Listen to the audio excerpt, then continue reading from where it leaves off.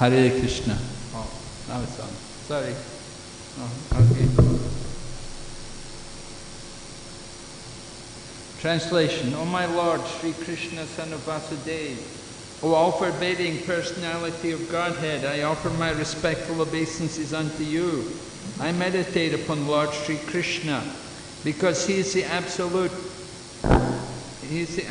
truth and the primeval cause of all causes of the creation, sustenance and destruction of the manifested universe.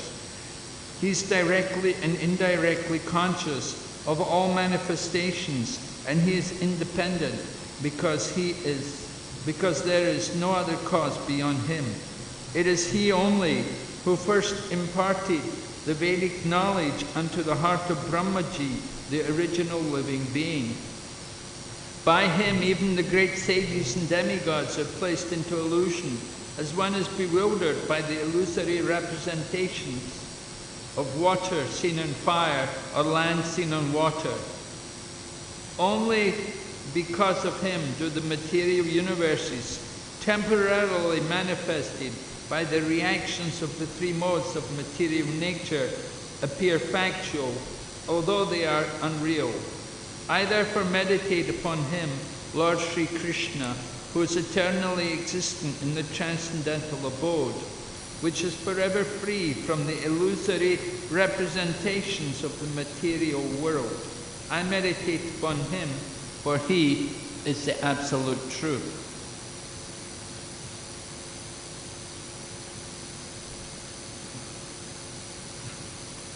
There's still, I'm supposed to finish the purport. There's like 4 pages here of purport. So I will just give the main point.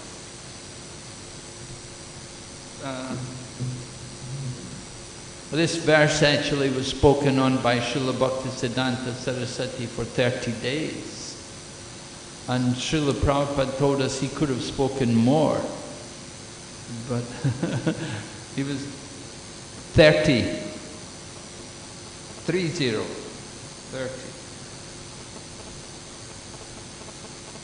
So, we're hearing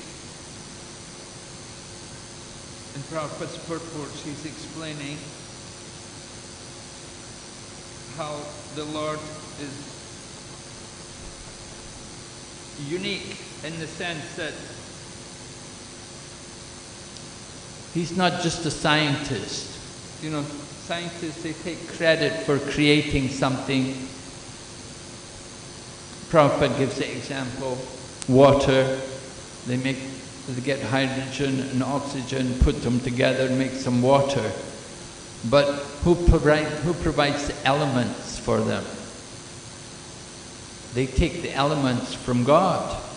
They don't produce the elements themselves. But Krishna is the greatest of all scientists because He creates everything from scratch, right? He has to produce the elements for the creation and then arrange for the interaction of the different elements to produce everything, to create the phenomenal world. He does everything, all by His transcendental potencies. So, Brahma, of course, he's like engineer. He's doing sub-creation. But the original creation is done by the Lord Himself. Through His plenary portions, Lord Vishnu, they're able to create everything. So the personality of Godhead is the supreme engineer. And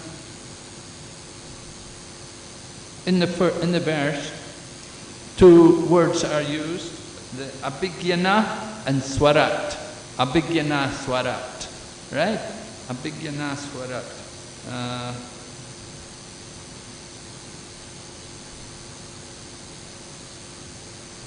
In the first line. Janmadhyasya nirto navayad itaratas jatishu abhigyana swarat. Abhigyana, that he's all cognizant. He knows everything. And he is swarat also. He is independent. So in this way, we can understand the position of the person who is being described here in this first sloka, which begins by Srila Vyasadeva offering his obeisances to the personality of Godhead, Vasudeva. So, why is Vasudeva the personality of Godhead? Because he is Abhigyana and Swarat. We know something, but we don't know everything. No one can say they know everything. We know something about some things, we know a bit about this and a bit about that, you know, but we don't know everything. But the Supreme Lord, Vasudeva, Lord Krishna, he knows everything. Prabhupada gives the example about how the architect or the designer of the building or the people, the contractors for a building, they know everything about the building. They know where the sewers are, they know where the power cables are coming from, they know where the water supply is, they know each and every nook and cranny. Prabhupada says nook and cranny. He knows every place, each and every spot of the creation. So this is the nature of the Supreme Lord. He's Abhigyana. Of course we could say, well, he's everywhere, so he should know. He's everywhere through his all-pervading feature as the Paramatma. As he says in the 10th chapter of the Bhagavad Gita, what need is there, O Arjuna, for all this detailed knowledge? With a single fragment of myself, I pervade and support the entire creation. So this is the position of the personality of Godhead. People wonder, is there really a God? Is there really an intelligent person behind this world? Prabhupada in the purport gives the example that just as there are scientists putting satellites up into space, you know, we're all making use of satellites these days with the mobile telephone and the Zoom and everything. We have all these Zoom conferences and Zoom classes, and we have the WhatsApp, you can call everywhere. It's all done through satellites. But there are scientists monitoring everything. The scientists put these satellites up into space. Some intelligent people use their intelligence to arrange these kind of things. We make use of it. Just like motor cars, airplanes, we make use of them for the service of Krishna. We can manage without them, but if they're there, we use them for the service of Krishna. So the same way, just as there are intelligent people behind these satellites which are orbiting the world, there's an intelligent being behind the universe who puts the planets into orbit and arranges for them to rotate in a very perfect, systematic manner. When you study the structure of the universe, we see how the Earth planet is rotating at a very high speed. But if it was rotating at a slower speed, it would be a very different effect. And if it was going at a faster speed, it would also, everything would be changed. If the Earth planet was a little bigger, there would be serious problems. And if it was smaller, there'd be other problems. Everything is very perfectly designed. The exact proportions of each planet, the speed at which they rotate, it's all arranged in a very perfect, scientific manner. But the less intelligent, materialistic people, they say, no, there's no God, there's no being, there's no intelligence behind it. But Srila Vyasadeva is describing to us the nature of this personality who is behind the creation. In this first verse, he is offering his obeisances to this Supreme Personality of Godhead. And he invokes the Gayatri Mantra by using the word Dhimahi. Janmad Yashya Yato Navayad Itaratas Charteshu Abhigyanaswara Tenhi Brahma Adikavaye Miyanti Yat Suraya Tejo Vari Mindram Yatra Vinimayo Yatra Trisago Mrisha Damna Swena Sadana Raskam Satyam Param Dhimahi. Right? The last word of the verse, Dhimahi. This Dhimahi is from the Gayatri Mantra. And it's a very essential part of the Gayatri Mantra. That one term, Dhimahi, that is very, very essential in the Gayatri Mantra. Srila Vyasadeva does not state the whole Gayatri Mantra, but he simply invokes the Gayatri Mantra by using the one word, Dhimahi. And by invoking the Gayatri Mantra, he's also expressing to all of us who are reading the Srimad Bhagavatam the importance of coming to the mode of goodness. Just as if you're going to chant the Gayatri Mantra, you have to be in the mode of goodness.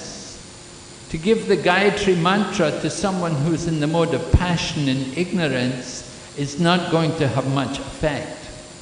But if somebody in the mode of goodness chants the Gayatri Mantra, then they will appreciate, they can feel the benefit, they will feel connection to the Supreme Lord, and they can understand the nature of the Lord.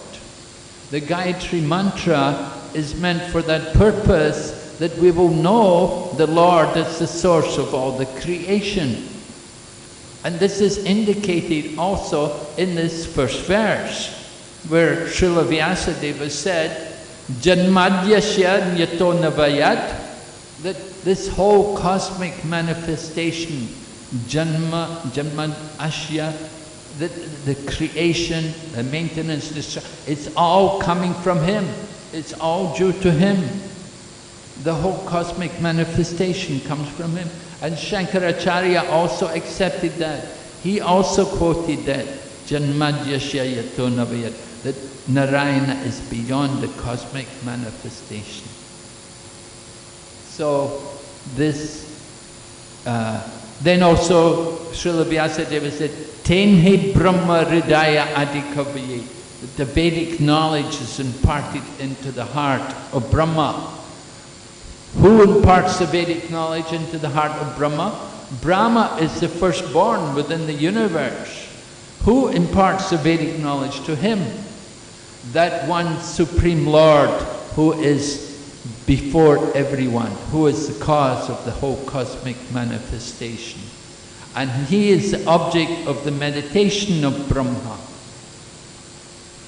So, by invoking the Gayatri Mantra, Srila Vyasadeva is asserting the position of the Supreme Personality, of the position of Lord Vasudeva, that he is the Supreme Lord Himself, and He should be the object of meditation for everyone.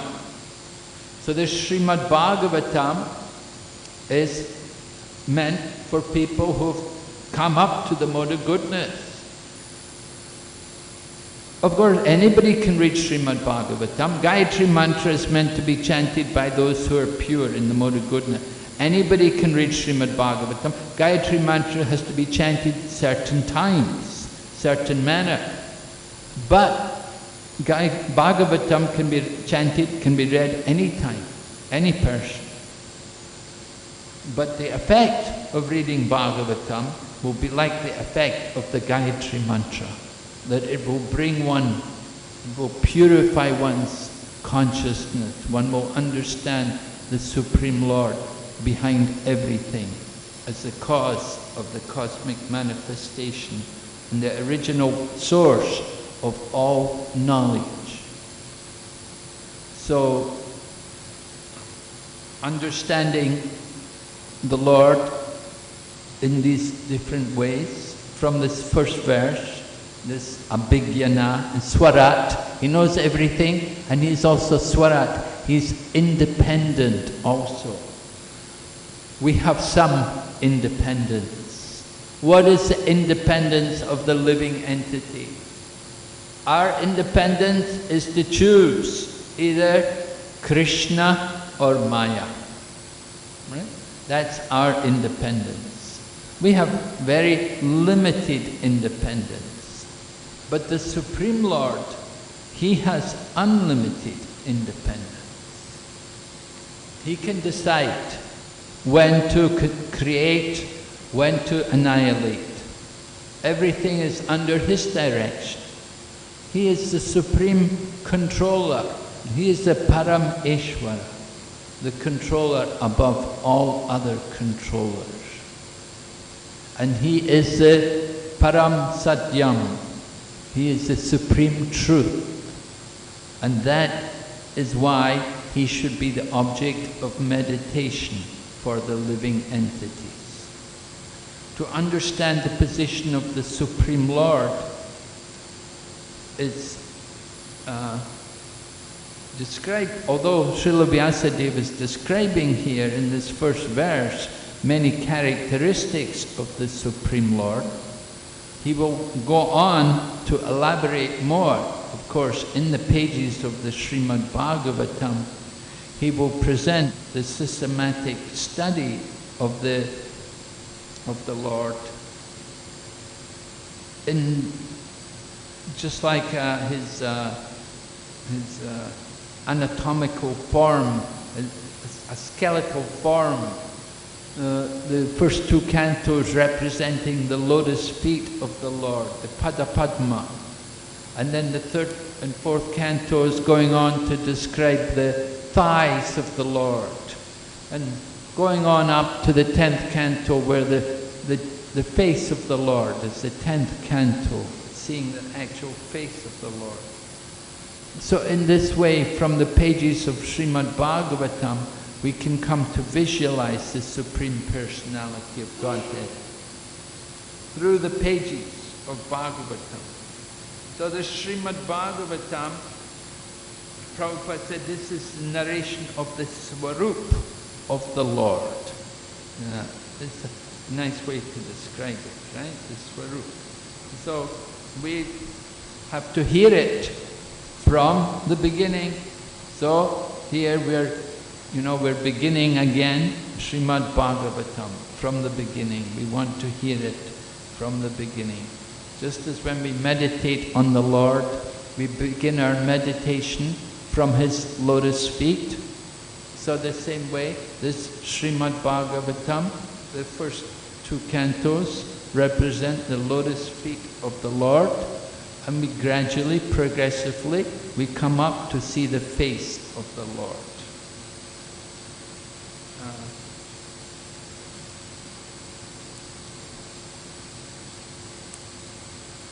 Srila Prabhupada explains how the Lord does not personally take place in the engineering of the cosmic manifestation.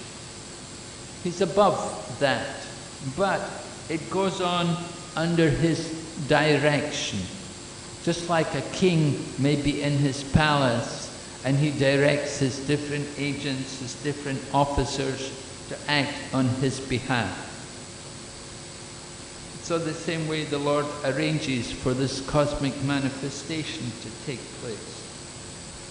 People may say, oh, anybody can do that. We create so many things. We create cities, we create big buildings, we create wonderful machines, we create spaceships to go into the space.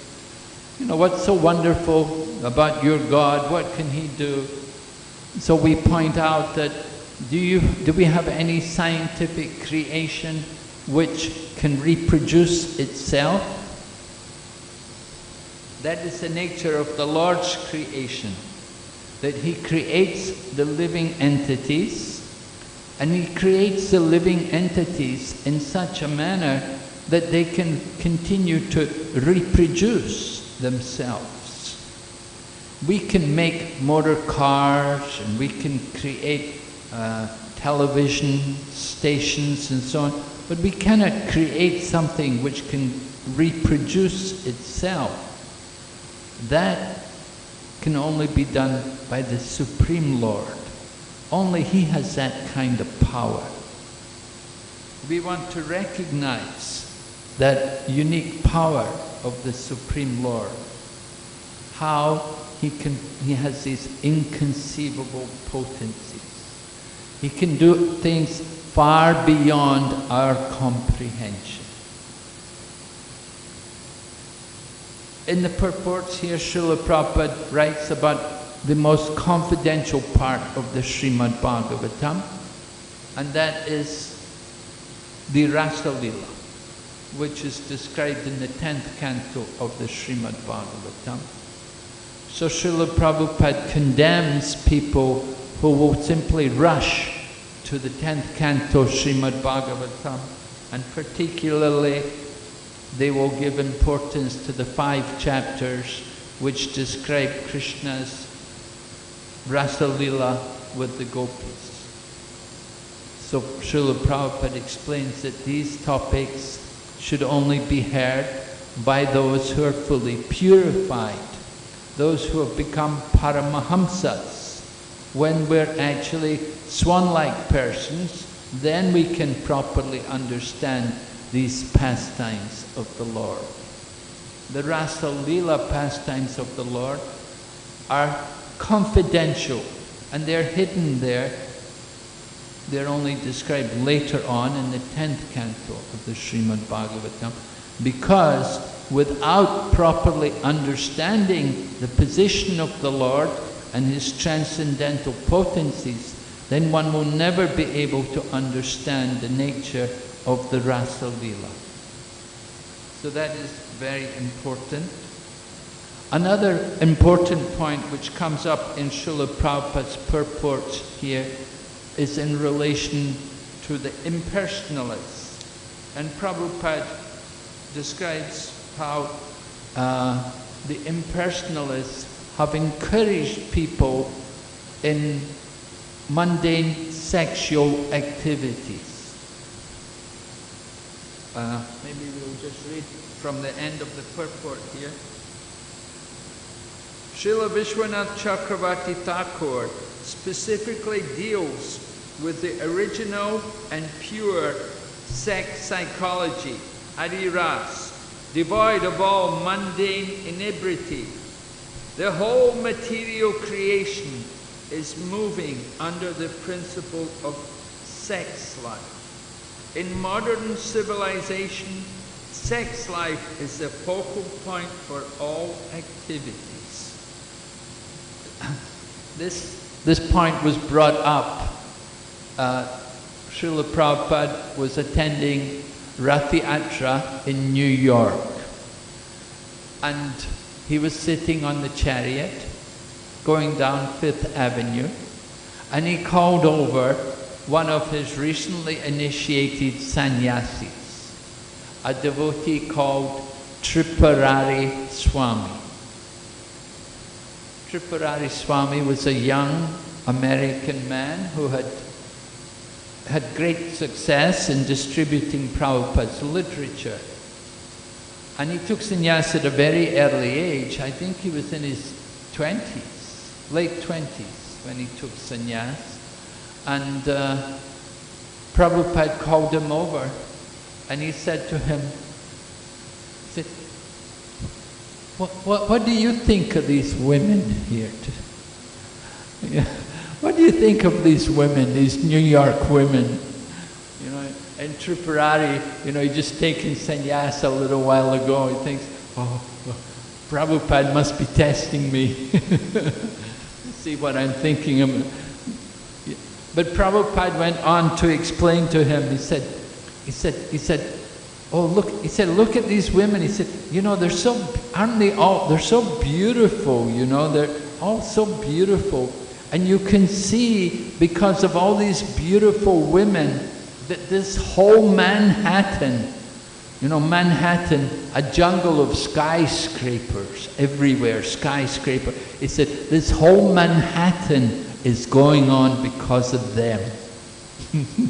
It is all based on the attraction between the men and these women. That the women are very beautiful, the men are very attracted to these women, and that's why you have this whole big city, this whole metropolis called Manhattan, New York City. Just skyscrapers from beginning to end. So this point is here in Srimad Bhagavatam, how everybody in the material world, they're so absorbed, they're so occupied under the principle of sex. Prabhupada continues, wherever one turns his face, he sees sex life predominant. Therefore, sex life is not unreal.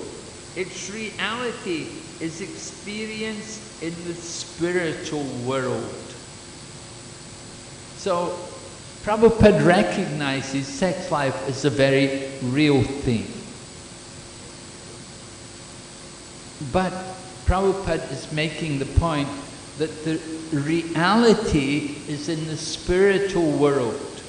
That what people are thinking is a reality is simply the illusion of the material world. And certainly you can see the material world, how the whole business, big cities, they're all centered around that principle. Sex life, nightclubs, casinos, bars, all of these things, it's all based on the body.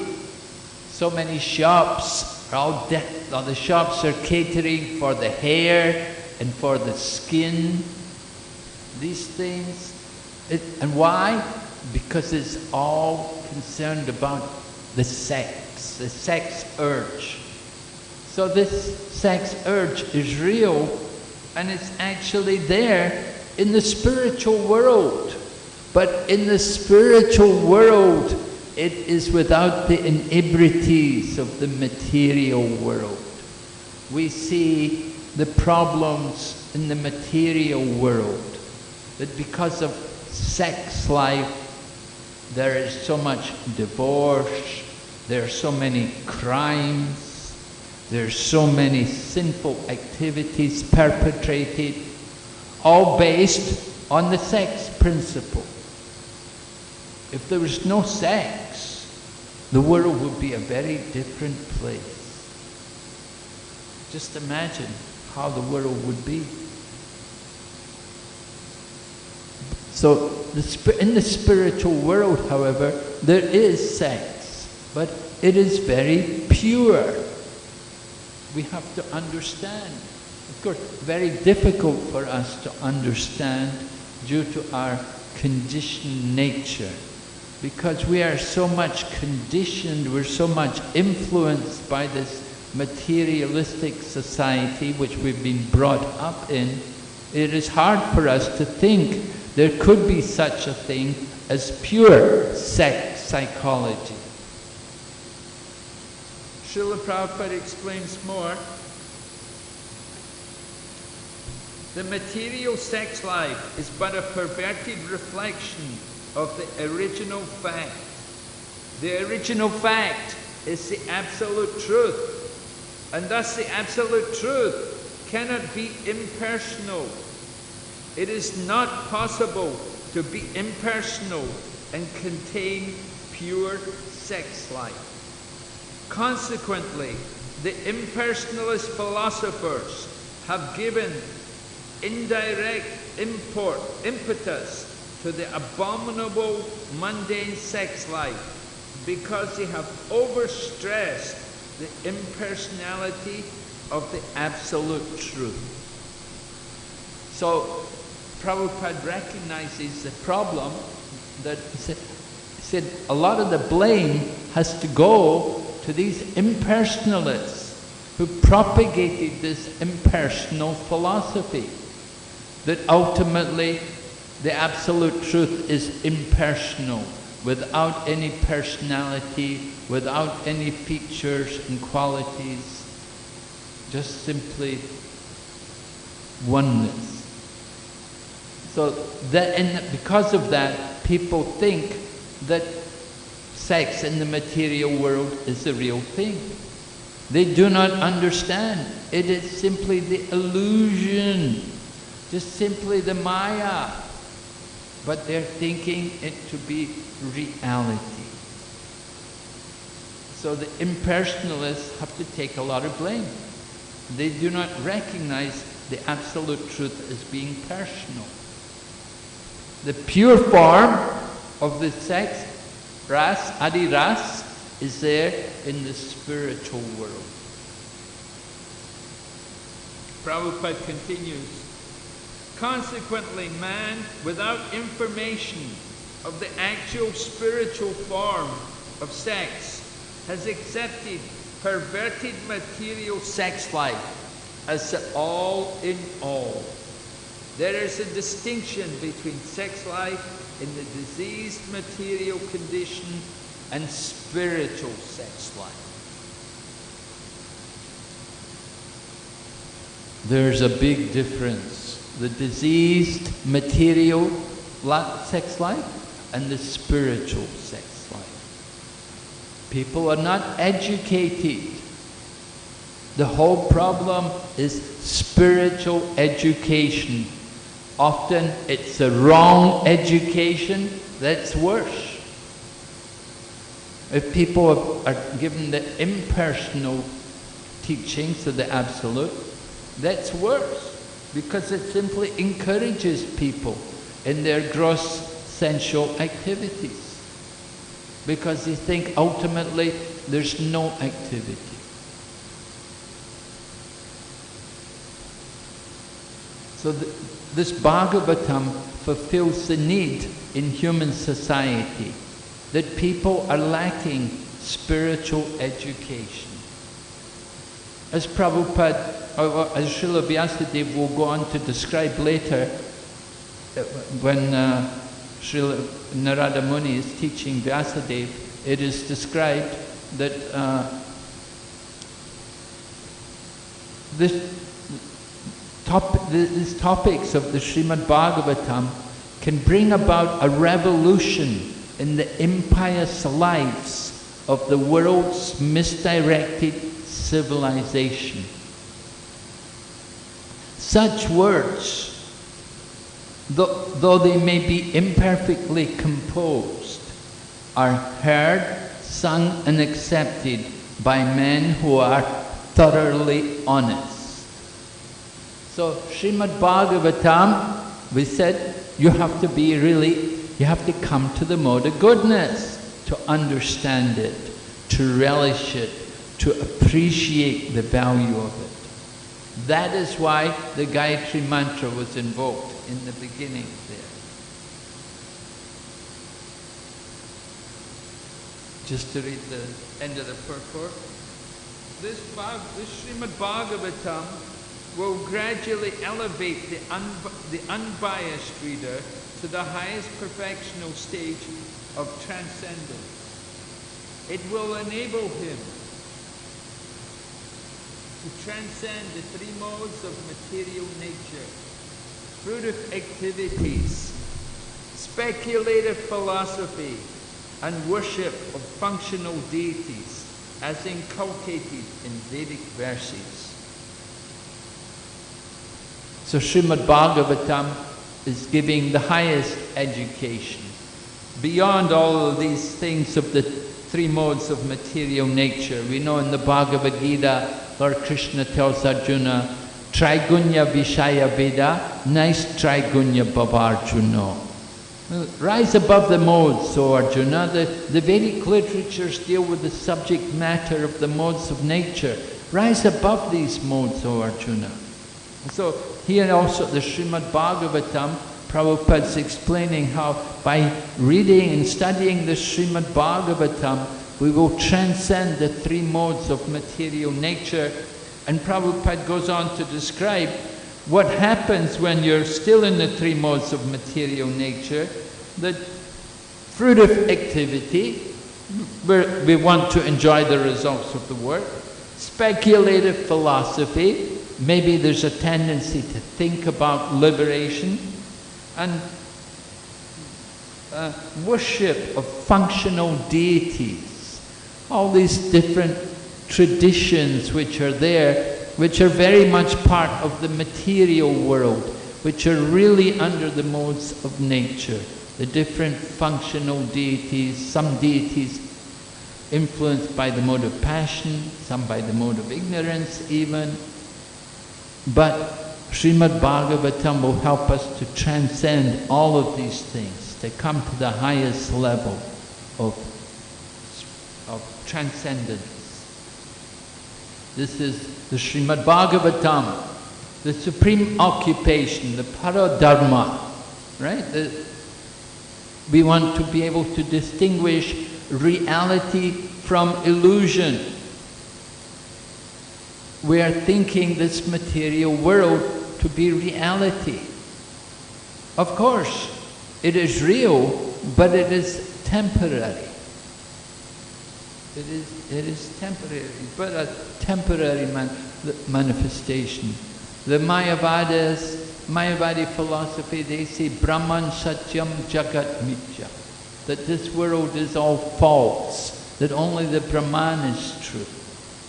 But we learn from the Srimad Bhagavatam that this material world is also part of the Lord's creation, but it is the inferior energy of the Lord. It is the external potency of the Lord.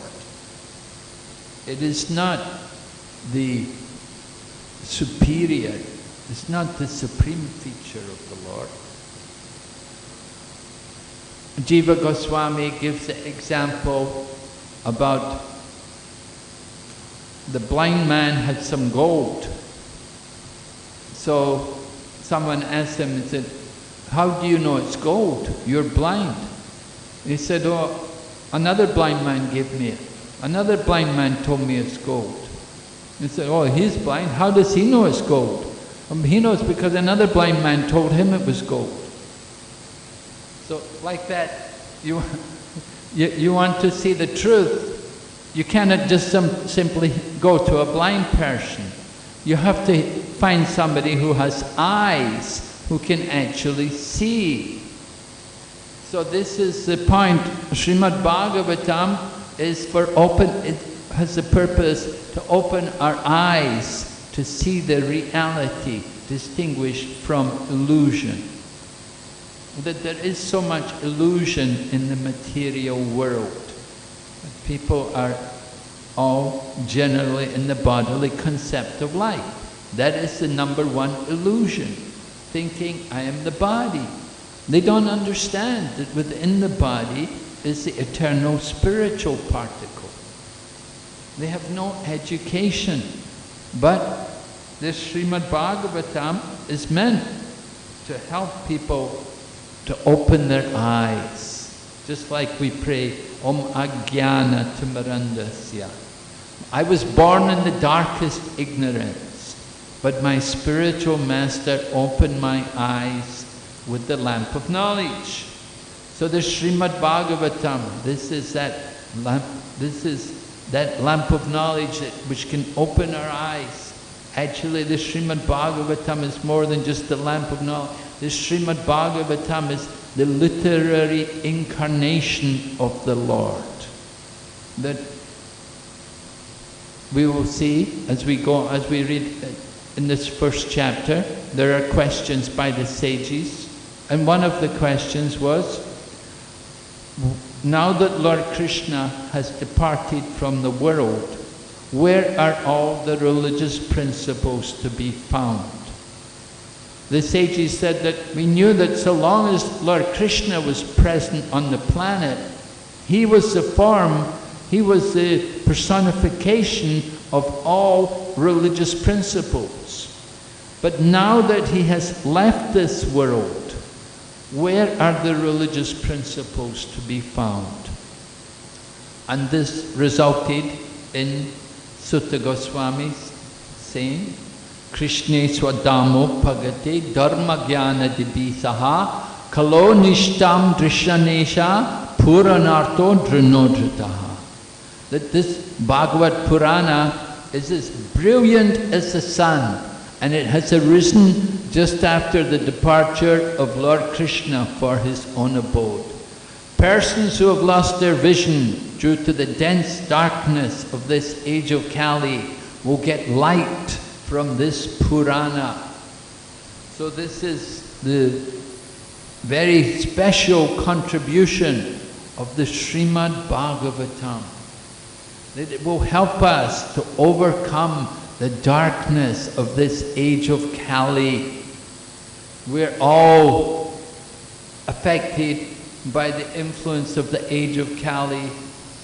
The nature of this Kali Yuga is so inauspicious, so irreligious.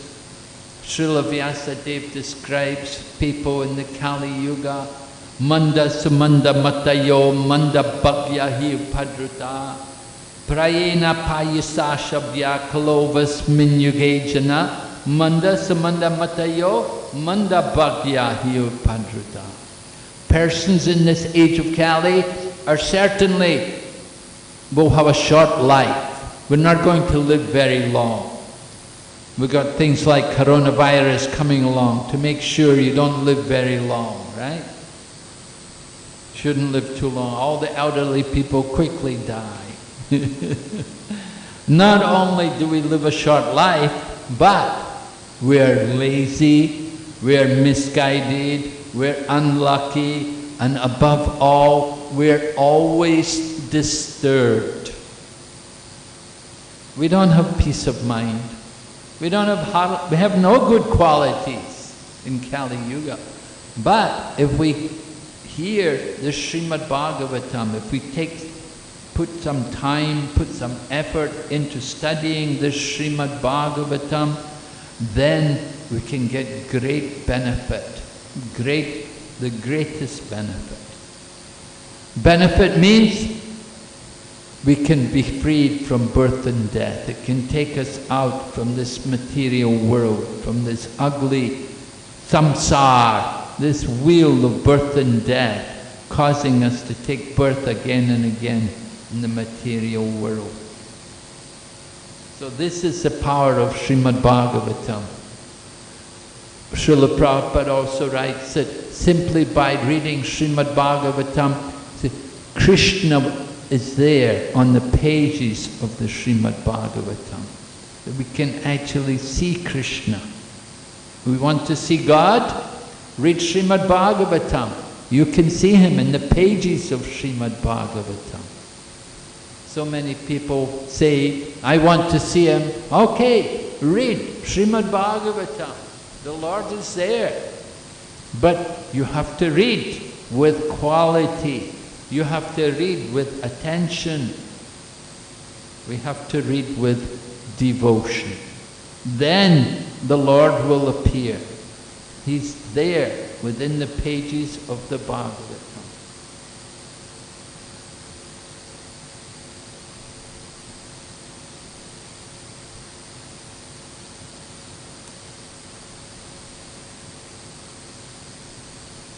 So, this Srimad Bhagavatam is the graduate study. Bhagavad Gita is primary school. Bhagavad Gita concludes with Lord Krishna saying, give up all material religion and surrender unto me.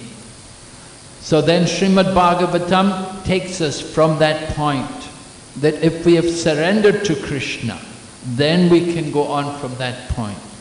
Then we can come to hear about Krishna. The Srimad Bhagavad Gita was Krishna speaking himself. Srimad Bhagavatam we're going to hear about Krishna through the pen of Vyasadeva, and he's going to describe for us how the Lord manifests in so many different features, his different incarnations, his different avatars, his different energies. He will describe the creation. You want to know how this world came about? It's all described very scientifically, very detailed. We don't get that kind of information in any other religious tradition. If you read the Bible, we read that God created the world in 7 days. But you're not told how he did it. There's no information. But in Srimad Bhagavatam, everything is described, step by step. So this way, the first verse is Srila Vyasadeva. The first 3 verses are the invocation to the Srimad Bhagavatam. And the first verse is Srila Vyasadeva offering his obeisances to the Supreme Personality of Godhead. Any comments? Janani Vas Prabhu?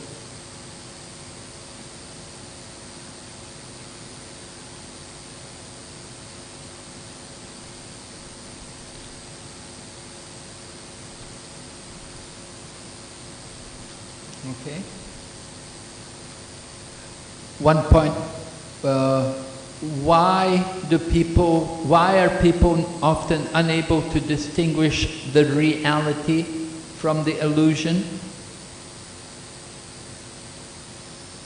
Because why cannot they understand this world is simply the illusion? It's not eternal, it's not real. That shows in itself that there is a real world beyond this world. The fact that we have the desire to want something, to want to have an eternal relationship, to enjoy forever, that is natural, because that's the nature of the spiritual world. But we're trying to find this reality in the wrong place. That is the defect of the conditioned souls, that we're looking for the reality in the material world. You want the real thing, you have to go to the spiritual world. We have to transcend, we have to get out from this material world. So Srimad Bhagavatam helps us.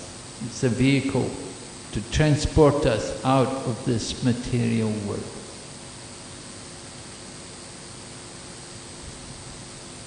Okay, Hare Krishna, Srimad Bhagavatam ki jai, Srila Prabhupada ki.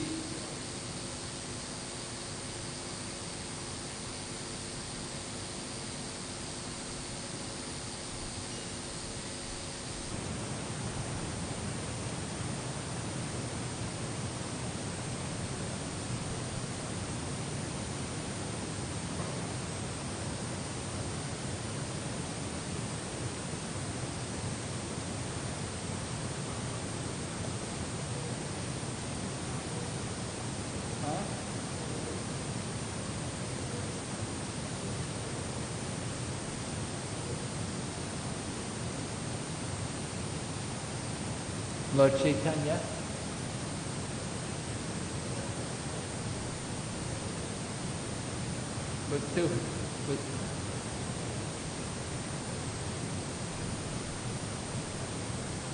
Why did he read Dhruva and Prahlad Maharaj? Why was he so attracted to Dhruva and Prahlad?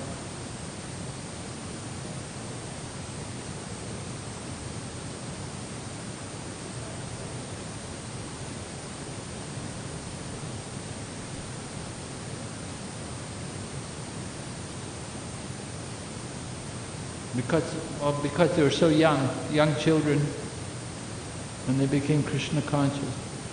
So it's so inspiring to hear that.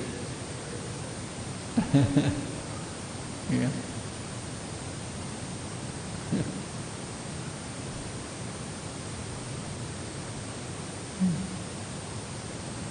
Yeah, Lord Chaitanya didn't worry so much about hearing Rasa Lila.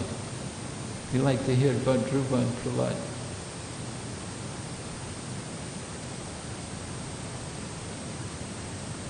And did he also hear Rasa Lila? With Ramananda Rao.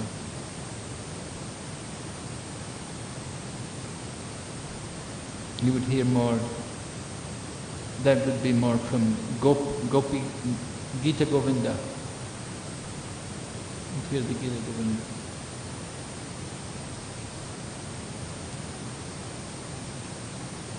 Of course, he was conversant with the whole Bhagavatam. But he took special pleasure in hearing about Dhruva and Prahlad. Maybe, well, that was from Gadadhar, right? When Gadadhar would read, you'd like Gadadhar to read.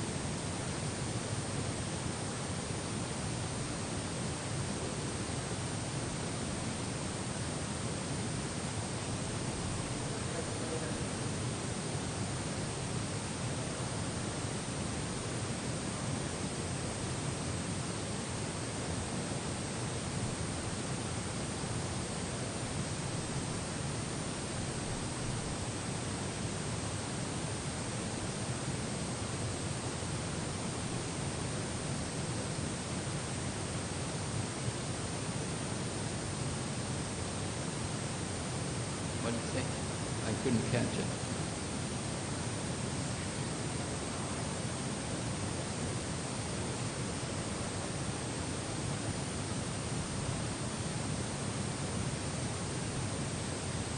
He also spoke Bhagavatam.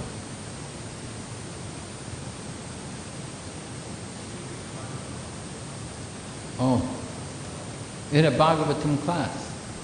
Oh.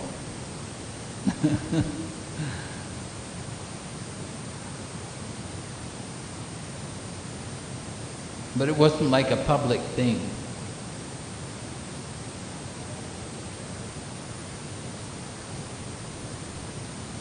Sankirtan was public.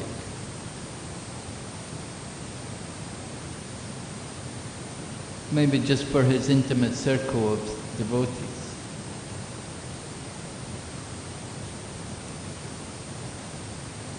Where would they have the class? At the Toda Gopinath temple?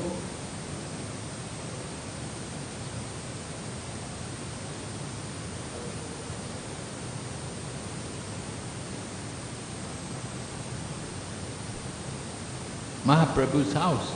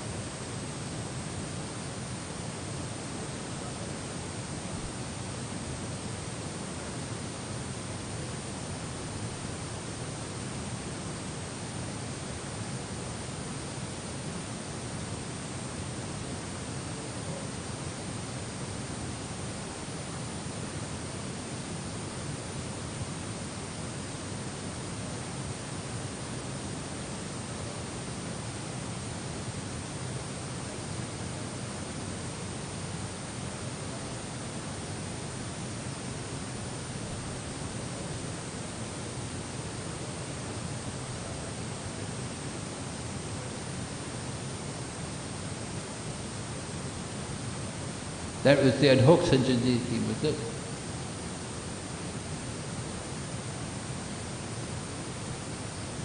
So then he gave it to Gadadhar to worship?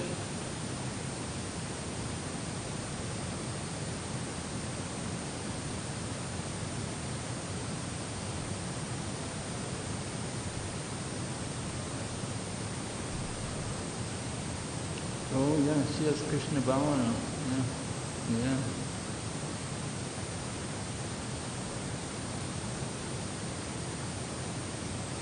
mentions how she had Krishna Balaram, but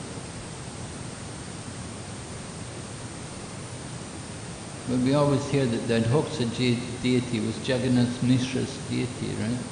They say that deity which was found at the Yoga Peeth, that was the deity of Jagannath Mishra.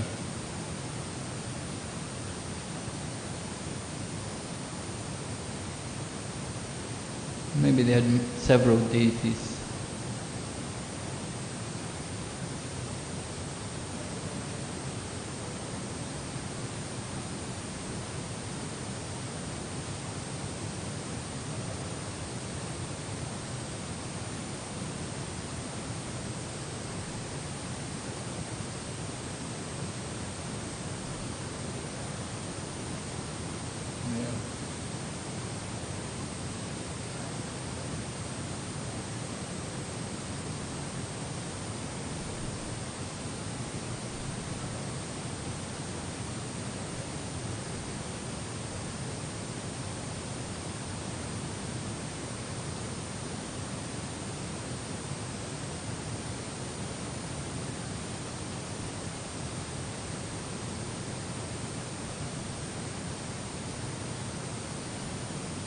They say Lord Chaitanya actually discovered that deity of Tota Gopinath